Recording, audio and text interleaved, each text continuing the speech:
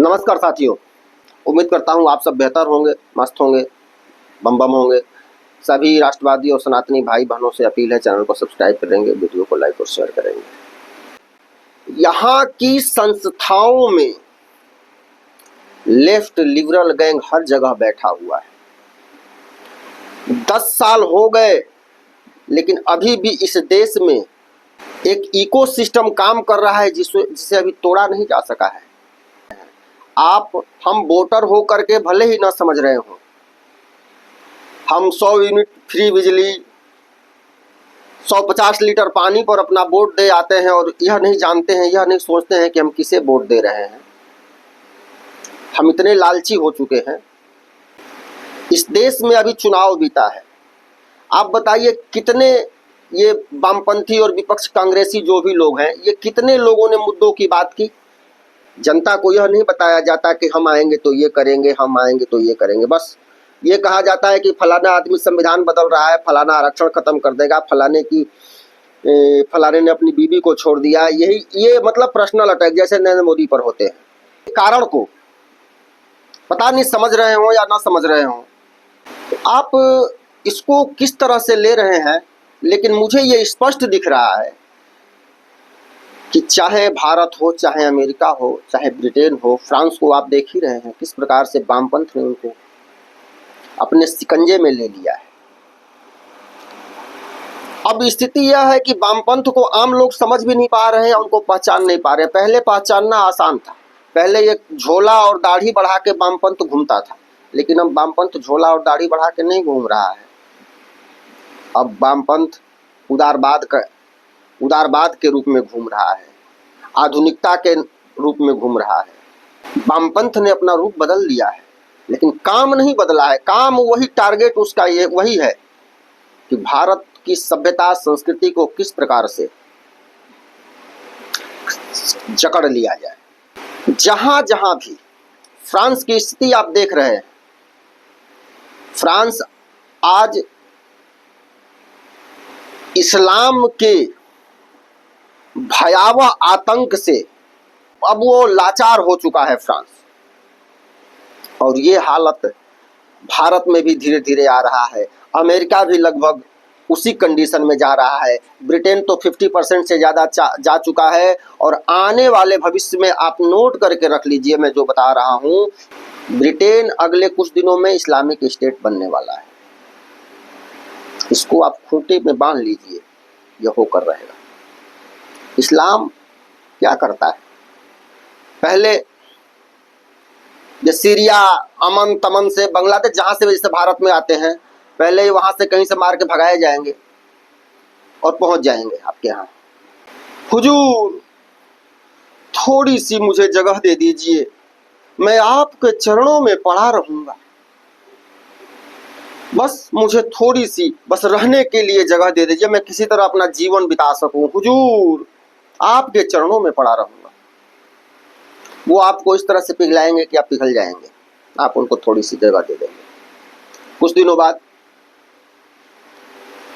हुजूर, यहाँ का कानून बहुत अच्छा है, आपका देश बहुत अच्छा है, आप लोग बहुत अच्छे हैं।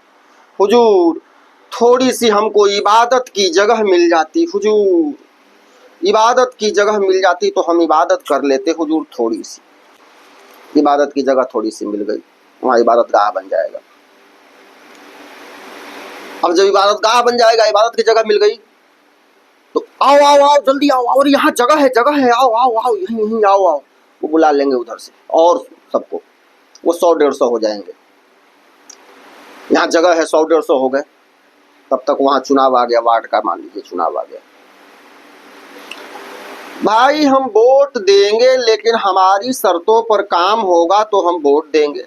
अब जो मतदाता, जो चुनाव लड़ रहा है, 150 वोट है, 150 वोट मायने रखता है वार्ड के चुनाव में। चलो भाई, ठीक है, चलो 100-150 लोग हैं, हम लोग सुन लेंगे, क्या करना है इसका, उनकी बात सुन लेंगे। ठीक है, कह दो, हाँ हो जाएगा। अब उसकी शर्तों पर, अपनी शर्तों पर उन्होंने वोट दिया।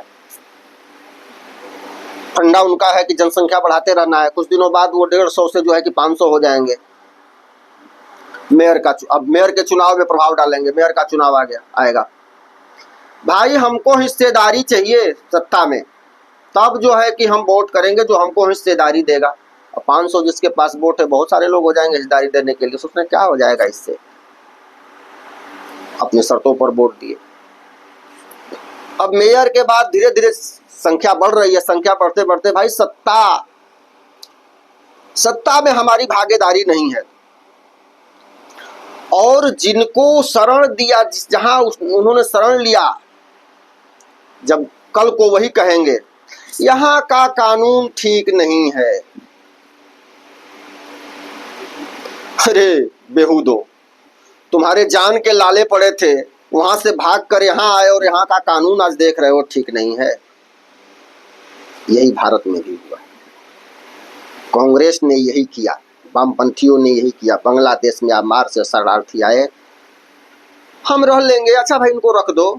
अब यह सत्ता में भागीदारी मांग रहे हैं, और वही जिनको हमने शरण दिया है, जिनकी जान की रक्षा की है यहाँ, वो आज हम पर सवाल कर रहे हैं कि हम सहिष्णु नहीं हैं, हमारा कानून ठीक नहीं है, हमको यहाँ सताया जा रहा है। और जहाँ सुख था वहां से तुम आए क्यों, यहाँ सताया जा रहा है? तो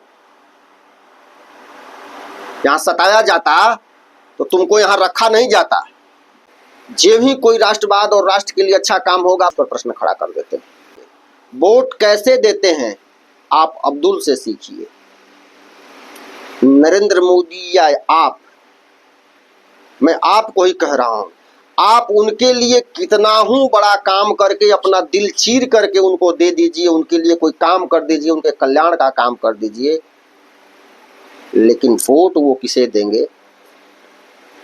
जो शरिया की बात करेगा, जो 3 तलाक की बात करेगा, जो हलाला की बात करेगा, जो हलाला की छूट देगा, जो इस देश को इस्लामिक राष्ट्र, जिसमें उन्हें लगेगा कि यह हमें इस देश को इस्लामिक राष्ट्र बनाने में मदद करेगा।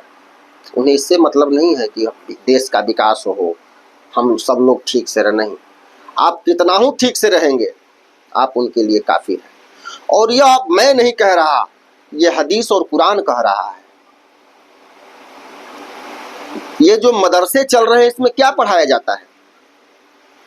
यूपी में योगी सरकार ने मदरसों को बंद करने की जो बात कही है, उसके पीछे का कारण आपने समझा? आपको तो लगा होगा कि ये मुसलमानों से जल रहे हैं, इसलिए जो है कि ये नरेंद्र मोदी या योगी की सरकार मदरसे बंद कर रही है। बहुत भ्रम में है आप। मदरसों में कुरान और हदीस पढ़ाया जाता है, और अगर उसमें जो हिंदू बच्चे या जो मुसलमान कोई भी बच्चे जो पढ़े, उसमें कहीं कहीं हिंदू बच्चे भी पढ़ते हैं, तो यही बताया जाएगा ना, मुस्लिम नहीं है वो काफिर है, और उसको मारने के बाद तुम्हें सवाब मिलेगा, तुम्हें जन्नत मिलेगी। अब बताइए बच्चों को ये किस विज्ञान से जुड़ा हुआ है? तो गर्दन कटवाने का काम करेगा, इस देश की व्यवस्था को कोलैप्स करने का काम करेगा। आज हम लोकतांत्रिक देश के रूप में कर, हम लोकतांत्रिक देश है, सबको अधिकार है। ये अधिकार तभी तक है सबको, चाहे तुम भीम को मान लो, चाहे फलाना को मान लो, चाहे ढिमका को मान लो, जो भी लोग हैं भीम वाले हैं, चाहे जो भी हैं, ये तुम भीम को तभी तक मान रहे हो जब तक यहाँ सनातन है, हिंदुओं की संख्या ज्यादा है, तभी तक लोकतंत्र है, चाहे भीम है चाहे संविधान है। जिस दिन अब्दुल की सत्ता हुई ना, उस दिन न संविधान रहेगा, न भीम रहेंगे, न तुम्हारी विचारधारा रहेगी, न तुम्हारी बोलने की आज़ादी रहेगी। सिर्फ पिछवाड़ा उठा करके और चिल्लाना होगा।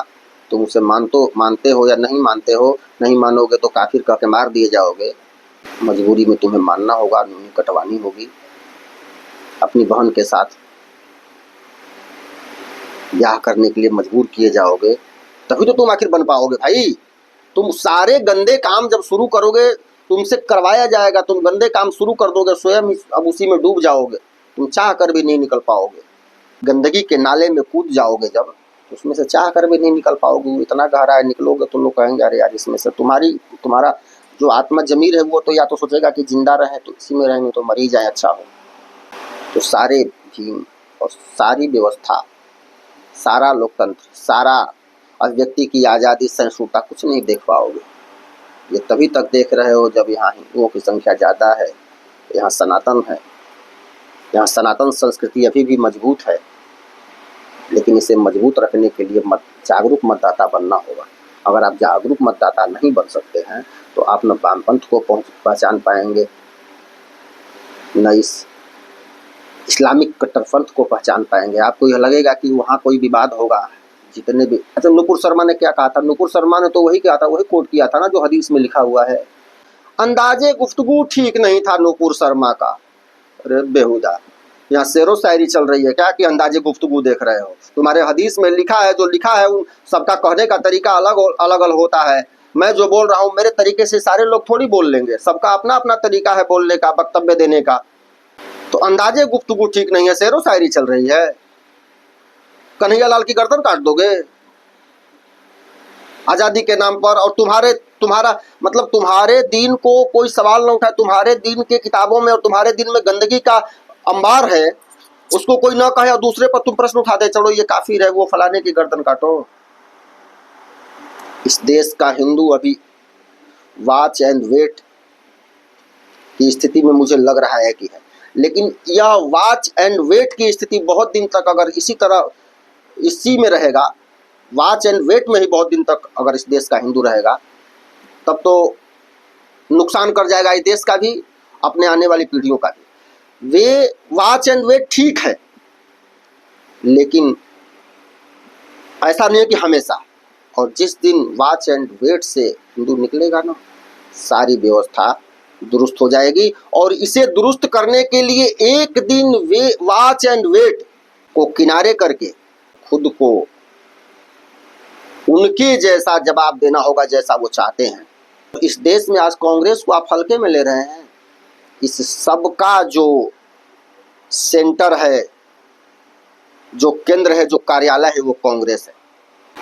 आप कहते हैं कि अब भाई नरेंद्र मोदी में कमियां, लेकिन क्या तुम गाय कसाई के यहाँ चली जाएगी तो कसाई उसकी रक्षा करेगा? हमारा कोई काम अगर नहीं हो रहा है या लग रहा है कि काम होना चाहिए तो उसके लिए नरेंद्र मोदी पर दबाव बनाया जाए। उम्मीद है आप सबको वीडियो विश्लेषण अच्छा लगा होगा। वीडियो को लाइक करें, चैनल को सब्सक्राइब नहीं किया है आप लोगों ने तो सब्सक्राइब कर लें। और मेरे ही नहीं सभी राष्ट्रवादियों को आप लोग सपोर्ट करें, चाहे कोई भी राष्ट्रवादी हो। अगर वो राष्ट्र के बारे में बोलता है टूटी फूटी भाषा में, हो सकता है कि उसका विश्लेषण कुछ कम ज़्यादा हो, चूँकि यहाँ बड़े बड़े विश्लेषण करने वाले लोग भी हैं। तो धीरे धीरे ही सब लोग आगे आए हैं, समझ बढ़ी है। इस प्रकार से आप लोग हम लोगों को सपोर्ट करें, सभी राष्ट्रवादियों को सपोर्ट करें, मेरे चैनल को भी आप लोग सपोर्ट करें।